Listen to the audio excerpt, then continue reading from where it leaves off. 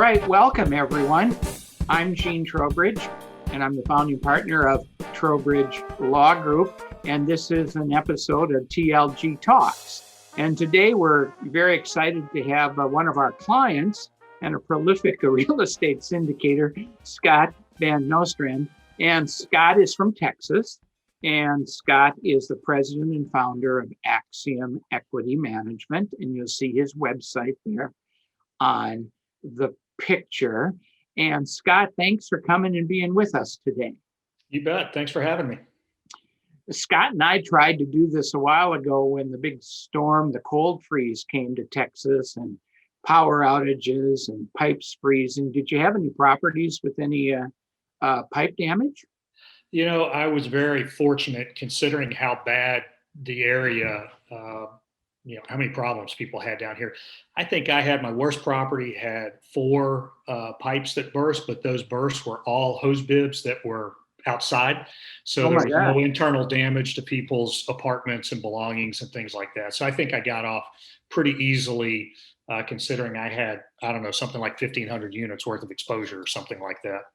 Well, I'm sure that you've heard stories of other people in your group who have had more troubles than you had in this, right?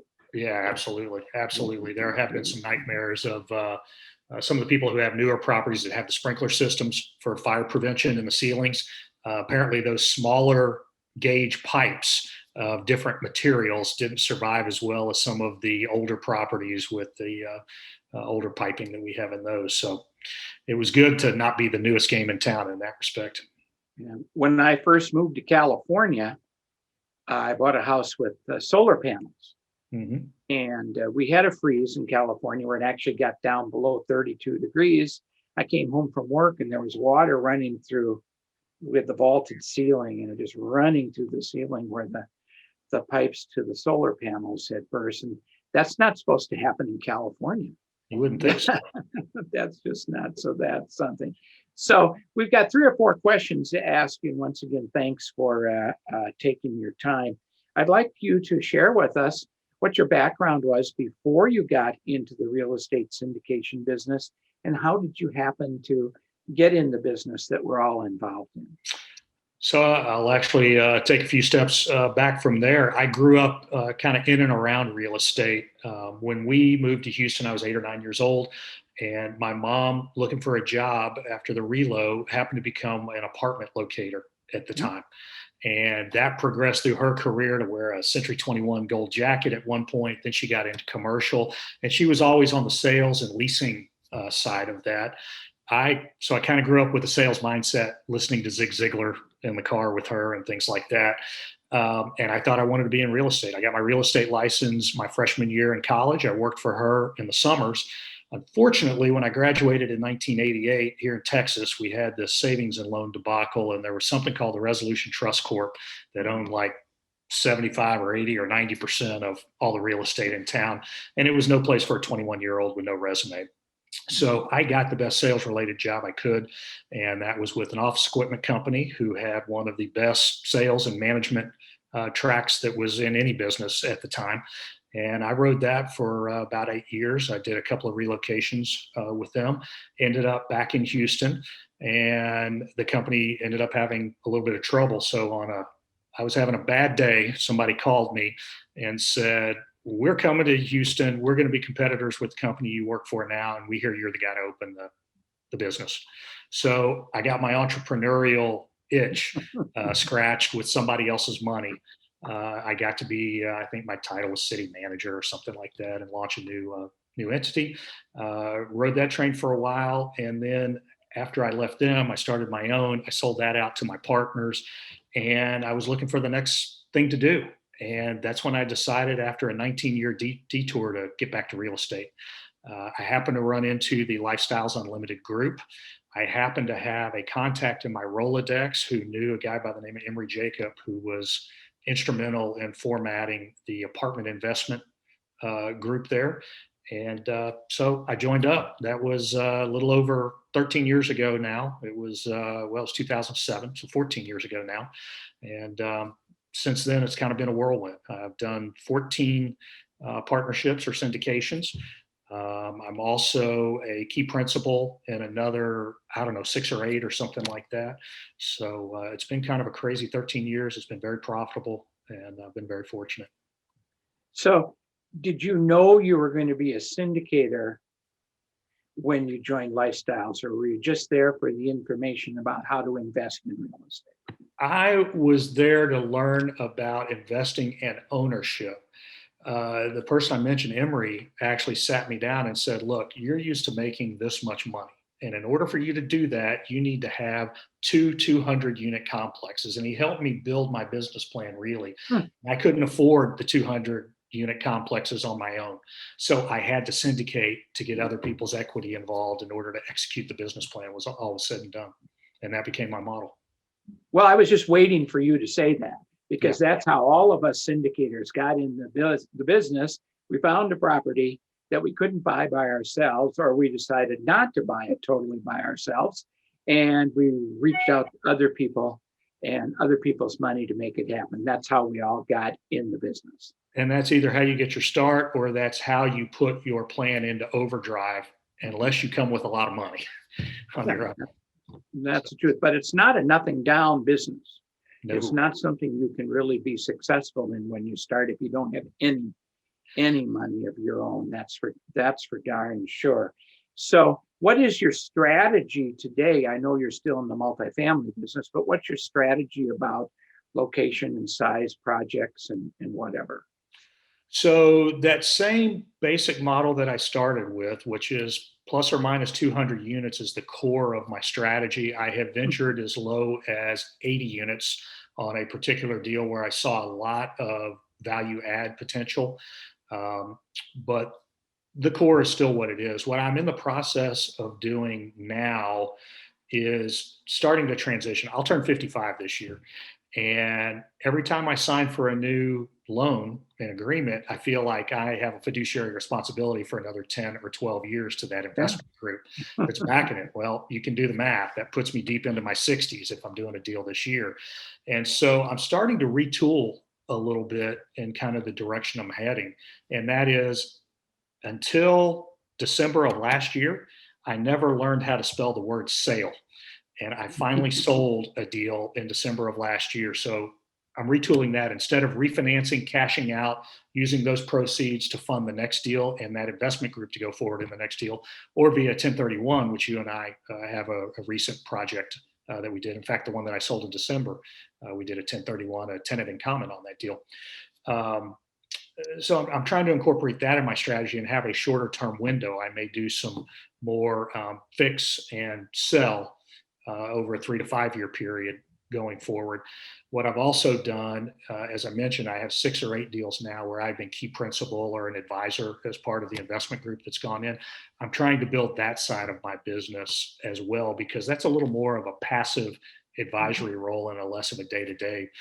Right now, I think I have about 1,750 units in Texas, mostly centered around Houston. And I have a separate portfolio that I use third party management on in Southern Ohio, the greater Cincinnati area. Oh, okay. Yeah, it's about 750 units. And I use third party management on that one. So I'm starting to kind of understand managing the manager of the operation. And I fly up there once a month, for a day or two and check on things. But seems like that's where I'm heading in my life cycle of it. Well, the Midwest is a good place to own properties. No doubt about it. It's a little less frantic than the California market. And less frantic than Houston as well. Sure. Sure. And I know the Lifestyles group is expanding around the country. Mhm. So I think that's exciting. I get a lot of calls from people who start out the call by saying, "Gene, I've invested in 27 deals passively, and now I'd like to be a syndicator or a lead." And my first comment to them is, why? Because this is a great business to just do whatever else you do and invest passively. If you find the right sponsor, the right a syndicator, and just invest over and over and over. And not everyone can be a syndicator. I'm absolutely convinced, and I'm part of that after about 20 years, and I had about 850 investors. And one year I sent out about 1,700 K1s. And I thought, oh my God, and that was before there were any portals, any places that would do the back office work for you. So we were doing it all ourselves. And I came home to my wife and we sat around the kitchen table where all the good decisions in life are made. And I said, I'm 45. What am I going to do till I'm 60? Because I'm retired at 60. And I don't know. But I said, I don't want to do this anymore, but I'd like to stay in the industry. So I'd always had kind of an interest in going to law school. So I went to law school and came out, and 27 years later, I'm still doing this. So I obviously didn't retire at 60. In fact, 2 days ago, as we're talking today, I turned 73, and my partnership is going. I continue to build a business that I'd like to have continue for a while. So that's probably something you're thinking about, is what's the longevity of Axiom as you get closer to slowing down? What have you thought about that? Yeah, absolutely. And it was interesting when you were talking about these people that are prolific passive investors that suddenly think they want to go run the place. And, people like that. By the way, I should say that after being a member for almost 10 years at Lifestyles, the last 3 years, I've actually been a mentor for some of our members on a part-time basis. And so I hear from some of these people too. And what you have to understand about those people is if they have the money to invest in 27 deals, then they were successful doing something actively, probably, unless they inherited it, prior to investing in these deals. So for some of us, I'll throw myself into that category, it's hard to shut it down. We can't get used to not getting out of bed and going to do something every day. And for myself, about 4 or 5 years into this run that I'm on, I had actually decided I was going to step back a little bit, and I gave the day-to-day operations to a third-party management company. Good. And I did it because my daughters at the time were like freshmen in high school, and I realized their days in the house were numbered. They were going to go off to college. My son was coming up behind them. We were in Little League and soccer and coaching and all that sort of stuff. So I really paid somebody else and bought back my time. And that was good for me for a while. But once my daughters went to college, I remember distinctly one of them, freshman summer, she comes home, and it was on like a Wednesday or a Thursday. And for the third day in a row, she came out of her room at noon or whatever time teenagers wake up. And she looked at me on the couch, and I had my laptop out and I was doing emails or, whatever I did as still the primary syndicator of these things, even though I didn't run the day to day. And she said, "You don't work very hard, do you?" And I looked at her and I said, "Are you taking notes or are you criticizing me?" Yeah, that could go either way. But it actually lit a fire under me, and I started Axiom Residential, took back the management of my properties. As with anything, when somebody else was doing the work, I wasn't totally satisfied with how they were doing it. I would do it different, better, of course. And so I took it back, and that was now about 4 years ago. But as you say, where are you going to go from here? And now I have employees at the corporate level managing these things. I feel a fiduciary responsibility to employees as well. I can't say tomorrow I'm going to close this down. Good luck. So these are the things that I'm working on in my 55th year on this earth, and trying to solve. But I right now I intend to keep doing what I'm doing. I have no plan to shut it down at this point anytime soon. I have worked myself to the point where I have a fairly flexible lifestyle. If it's wintertime and 12 inches of snow falls in Park City, Utah tomorrow, I'm going to be on a plane out there this weekend to go enjoy it. So I like that aspect of my life right now. Well, the real estate business does give you flexibility. I've been in it since I got out of college, from being a broker to being a syndicator to even this part of the business. Does give you flexibility, so that's a great thing. I've never had a W-2 job ever. Wow, ever. That's interesting. And so I've always been kind of an entrepreneur, and that has pluses and minuses. There's no question about that. So anyhow, enough about me. So getting into the last question, and this is really the theme of all the interviews I've been trying to do. And I think you might know that I have this rookie training camp that we do at the company, where we take 15 people in online over 2 days and teach them stuff that we used to do live when we used to have our live workshops. And you can't come if you're not a rookie. I can't bring someone in who's done 4 deals and have them sit in the room and expound about how they do things. I don't want that. I want just empty slates sitting and staring in front of me, and it's pretty good. So I'm always interested in what successful people like you would say. So the last question I really have is, what advice would you give to a rookie who wanted to follow in your footsteps and be a syndicator? So as you went through that, 2 things hit me, and one is on a personal level and one is on a professional level. On a personal level, when you mentioned the part about not having a W-2, I will tell you that I did have a W-2. I was a business owner with an established income stream. And after I walked out of that and I started making more money, but what I found out was I didn't have a W-2. And when you don't, you better have your affairs in order, because I had the bank tell me when I was trying to buy a new house that I couldn't afford it, even though the payment was going to be less than the one that was on my existing house because I had such a large down payment. And even though they were the lender on that house for 18 years. So get your financial affairs in order on a personal level. Okay.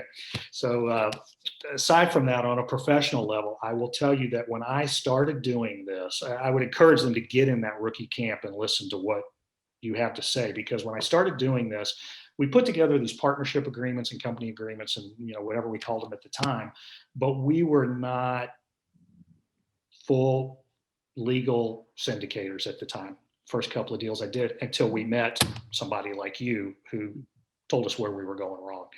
And as a result of that, there are holes in those partnership and company agreements that we had early on that were not known until we had one of my very close friends in this pass away recently. And we realized a lot of the holes and problems that were in those original agreements and how they didn't match up with the ones we do today. And specifically, I'm talking about some sort of a springing manager or some sort of succession plan and how that partnership is going to operate when the main guy is not there to do it, should that ever become the place. And that is really critical. It's one of those things that we always make plans for how great everything is going to be and how much money we're going to make and how everybody's going to benefit from this. Nobody plays the short side very well. And that's right. When somebody like you comes into place who's seen a lot of deals. Some of them are going to have gone bad in order to protect either the equity or the syndicator or both in what happens and when that happens. So that continuity is a huge issue today, and I know what you're talking about, and I've had discussions with Dell and Lynn about continuity. I'll tell you the first time I got a chance to really be on a little podium in front of the Lifestyles People Leads was down in Houston, probably 12 years ago, and I stood up there and I was talking about how you should do your deal, and I came to the managing member LLC, and I said, you've got to have 2 people in here. And Dell walked right up on the stage and said, no, we don't do that.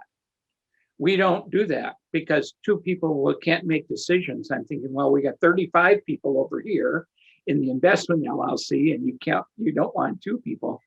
And now I won that argument. I have won that argument. So we're talking, we're talking white paper and all this stuff. What are the suggestions that we can give, or even rules coming out of your organization that we can give leads syndicators so that the investors are protected? That's what it's all about. Yeah, and you're definitely right. That was a big thing. We had some 2-headed monsters gone bad, but they were 50-50 decision structures that couldn't make a decision. No, you need one decision maker. Yeah, now we've got a much better. It's really the 2-headed monster now is for continuity in the event that something goes wrong, not to make day-to-day decisions. So it is interesting. So you talked about continuity. The things that when I ask this question, the 2 most overwhelming answers I get, and you've talked about both of them at different times today. One is get educated. get educated in the product type you want to syndicate. I mean, syndicating apartment buildings is different than mobile home parks, self-storage. We did a racehorse blind pool last month. Well, just because I'm a sophisticated investor in multifamily doesn't mean I know anything about racehorses. So that's kind of interesting. Anyhow, that's kind of opened my mind after all these years. What really is a sophisticated investor, and does the syndicator bear the responsibility of educating the investor on the industry? No, there are other people out there, there are groups, there are podcasts, there's all sorts of ways to learn about the asset class that you want to invest in. And then the syndicator will tell you about their deal. That's fine. That's all they need to do. So education is the one thing I hear all the time. And number two, don't try this alone. This is really not a good business to be alone in. There are all sorts of reasons that we could talk about, but you really need a team of some sort. About 6 months before COVID hit, Scott, we had a project that we had done down in New Orleans, where the project was a 1,400 pad mobile home park. And the sponsor had said, the syndicator had said, well, I'm going to be the individual. I'm going to be the biggest investor, and I'm going to be the individual manager. And I said, find another attorney. Let's find someone who will come in at 5 or 10% ownership that in case anything happens, they can just step right in and sign the loan documents and sign the leases and take right over. And he was in that deal for 6 months, and he got pneumonia and he died. And we had a second person. Okay. Now I'm having the same conversation with that second person who's now in charge. I said, okay, now who are we going to pick to be your second person? And you can't argue with me because you've already seen it happen. We've got to add someone. And I'm getting a little hesitation from them because it's a pretty good deal now. They're in charge of this whole thing. But that's not a very good deal for the investors. So putting together a group, continuity, and education are the three things that are great. And Scott, this is not a deal this is not a business you can go into without any money of your own. You have to have some money.